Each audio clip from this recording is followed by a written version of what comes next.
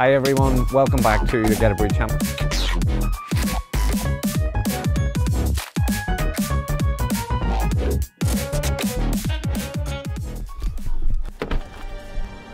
Never stops working. One hand always emailing somebody.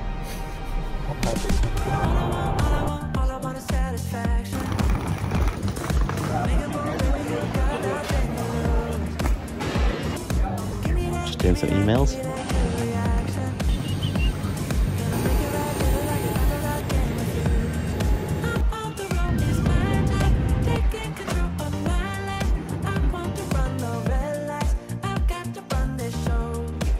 Doing a few emails.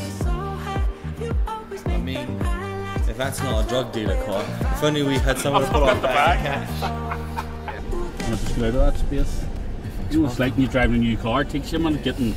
Right. It's helpful though that when you do have a micromanager next to you, get giving you other options. But you've got to push the button in to change gear. I'm just used to touching mine that goes. Jesus. Oh, alright, okay. Mine's old.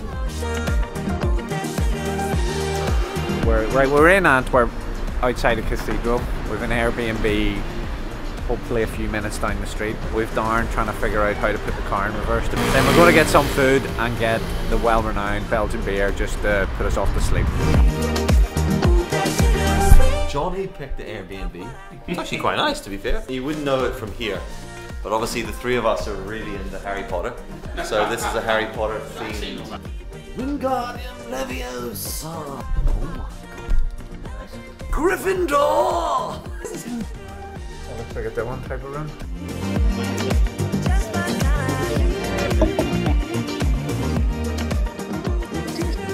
I found it alright, I just couldn't.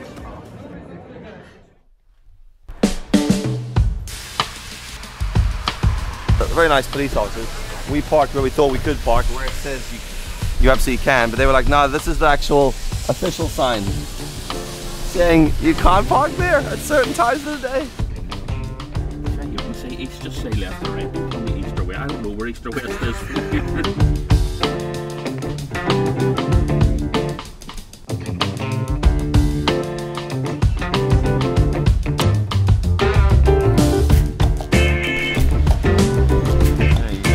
Made it. We're very honoured and privileged to bring you to Belgium, to Dingemans Malt. It's a malt that complements our portfolio exceptionally well. For many years I've wanted to add this portfolio of products, and finally we've been able to add them and bring them to you in the UK and Ireland. So I hope you learnt a lot, I hope you enjoyed it. I hope you get the opportunity to try these malts.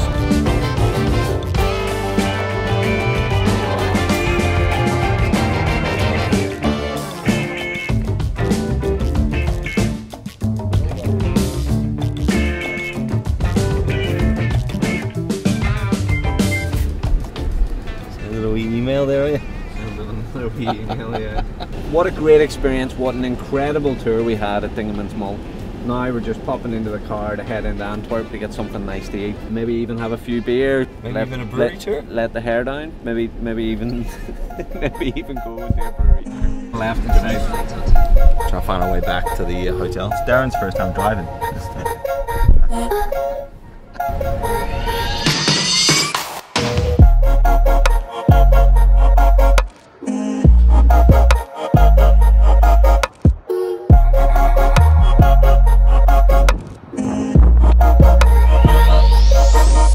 Okay, look, real quick, we're just going to pop in and check out a brewery tour.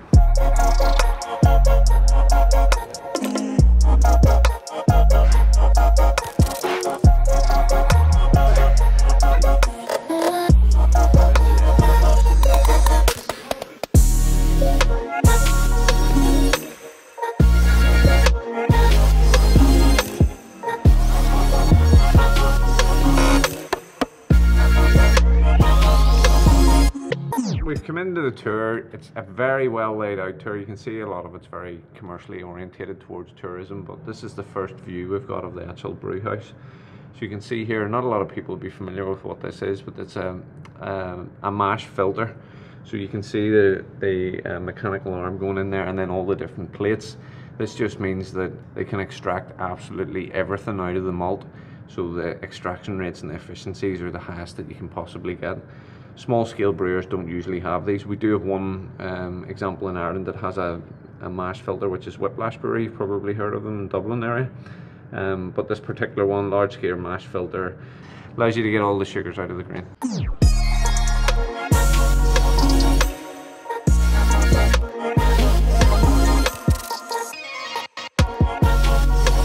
It's a strong beer. Yeah, like I can, every time we drink one of these, like we take a wee bit of a break. Look, Duvel, it is a lovely beer. Exceptionally well balanced. Look at the clarity in it, it's perfect.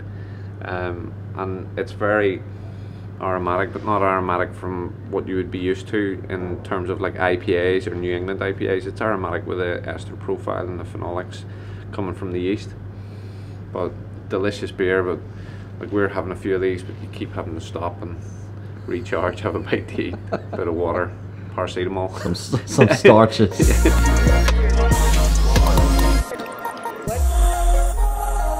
Conic. It's not an APA in the sense it's an American Pale Ale.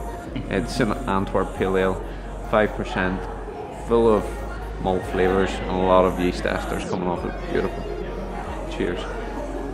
It's kind of lunchtime, isn't it?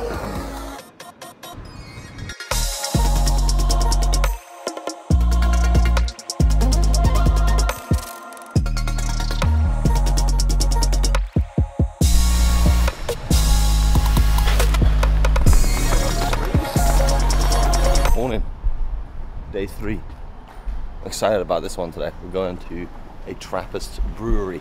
I'm excited about today. I'm actually, yeah, really looking forward to it. It's a great privilege to be able to see inside a abbey, monastery, Trappist Brewery. It's not something that is open to the general public, and it's a great privilege for us to be invited in. We're not sure whether they'll allow us to video the tour or whether it'll just be we just get to see the tour. We're going to get to see a little bit of the lifestyle that they lead. So all the proceeds and profits created from the sale of the beer is put back into the charitable nature of the monastery.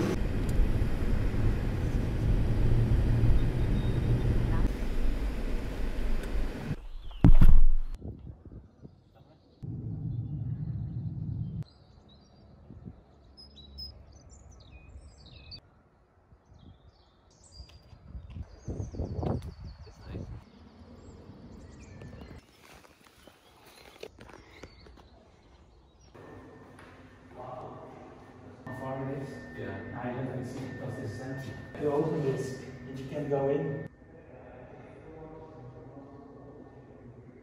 I study now for this because I want to know more.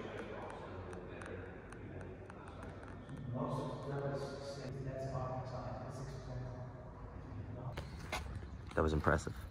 Yeah. Yes. Such a peaceful brewery. Okay, so if you've no idea what a Trappist brewery is, it has to be based in a monastery, and that it's run by the brothers or the monks that are here. Now there is 12 brothers that live on the abbey premises here and devote themselves to work and prayer. So they spend a lot of time in prayer, a lot of time focusing on their studies, but they also have to work. So whenever they brew, they start brewing at 4 in the morning and finish up around 2 p.m. They're not about mass scale production, albeit that they have a 40 hectolitre brew house. What they're wanting to do is make premium quality beer. That Trappist style is renowned worldwide. That sort of higher ABV, super premium, malt and yeast focused beer. You can see that it's a working farm. There's orchards, there's animals, there's lovely running water. You can hear the birds singing. It is a beautifully peaceful place to be. And just up ahead of us here is the brewery, and we're going to pop in and give you a very, very brief look at what's inside. Okay, cool. Look, what a privilege to be given a tour by Constance. He is a brewing consultant, and he's probably one of the most important consultants in the brewing industry in the whole country here. That was amazing. I mean, genuinely amazing. Probably bucket list type thing if you work in the brewing industry. So, yeah. Immaculate, wasn't it? Immaculate. Very impressive equipment and no corners cut. Very thoughtful in the process of the layout and the process, but I guess if you're getting up to brew at 4 AM and finishing for 2, you're going to want to have the best of kit. For sure. Where we going now? Another brewery, not sure which one. Giovanni is with us today from Dingemans Malt, so very grateful to him. He's going to tour us around 4 or 5 breweries before we get on the plane and head back to Ireland.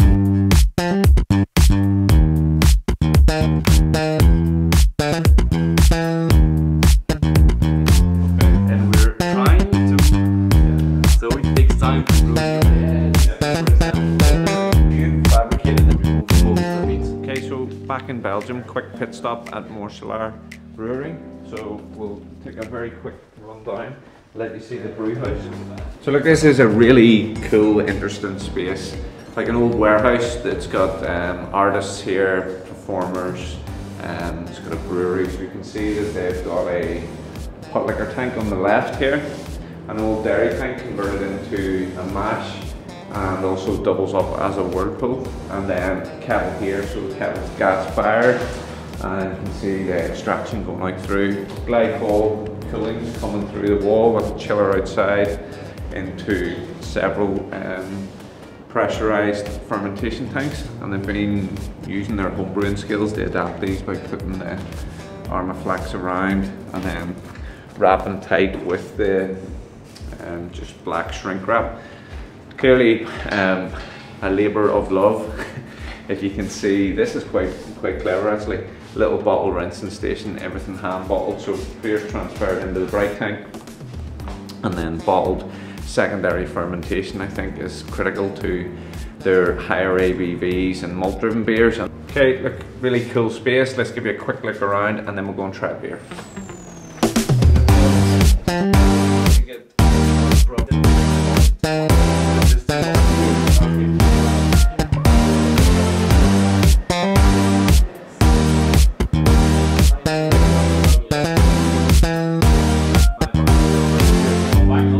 Laid back lifestyle that they had. You know, I think there's a lot of them that live in the premises as well as work in it, and like a nice community vibe, which you can, you know, you got that from them with the hospitality and just the fact that they knew nothing about us before we arrived here, and then they've opened their doors, gave us beer to take home. And I think it's important that people care about the quality of their beer, even if they're just starting out or homebrew level. So that's, you know, it's far from homebrew there what they're doing, but you can see that they're passionate homebrewers, travel the world brewing in lots of different places, and they care about the quality of the beer, and they just need investors and maybe just to hit that curve where things kick off for them and allow them to buy the bigger kit and do it a bit easier.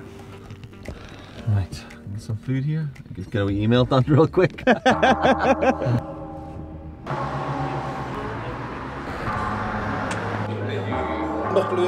Say citrus. Oh, my favorite. And then the last. Normally, the first one was the triple, good. the red one. So good. Giovanni, for your time and effort.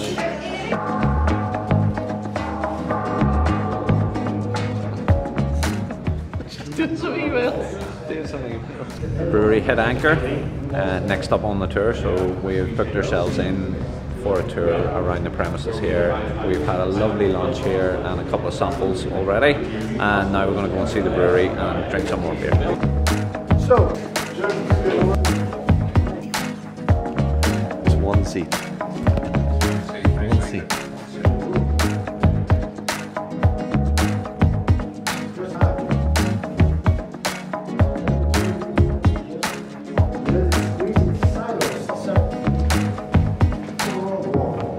During the war there was no copy from the Portuguese.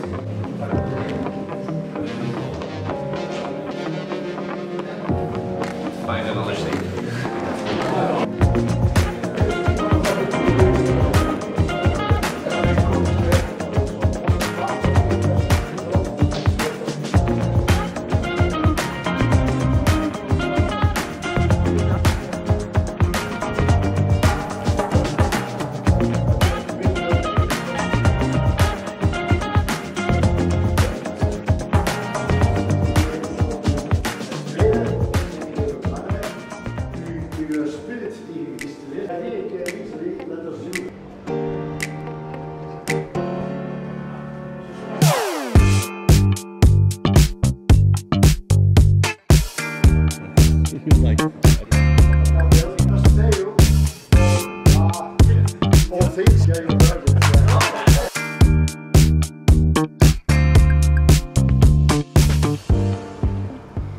That was a great tour.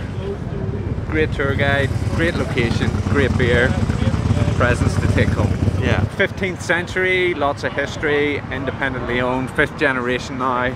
So the brewery that we've just did the tour at is called Het Anchor. Definitely recommend you check out that as a brewery tour. Really good experience, good guide, good beer, and we got some nice food before we kicked off as well. Yeah, no, the beer's strong. You can probably see I've lost a layer and I've got a red glow from all the imperial beers, but definitely a great experience. Just another night in Brussels. We booked our flights through Ryanair, which we knew was a bad idea. That's why Ryanair is cheap, folks, because they don't always fly you anywhere. Warm place with a feet.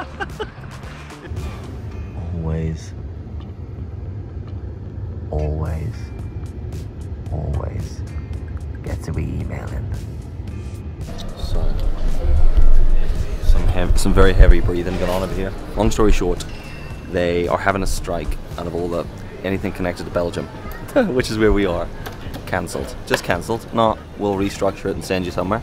They refuse to do anything. So Johnny spoke to them very calmly.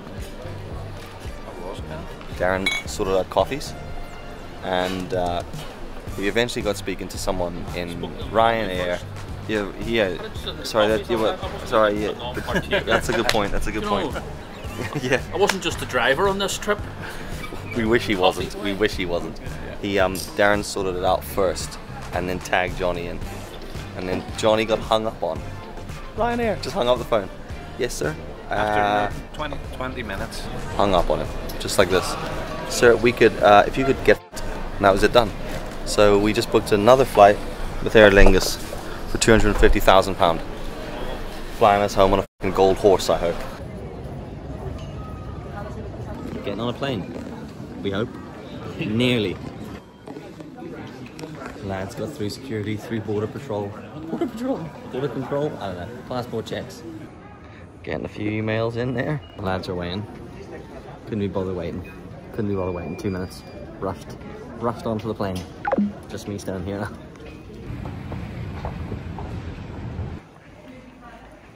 We had to check some bags in at the last minute because Johnny had beer. We packed very carefully in his bag. Just look at the bags come out.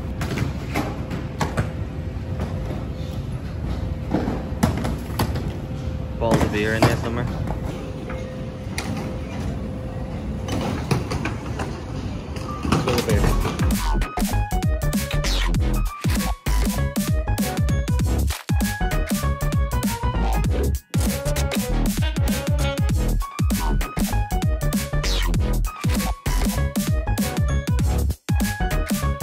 Thanks so much for watching.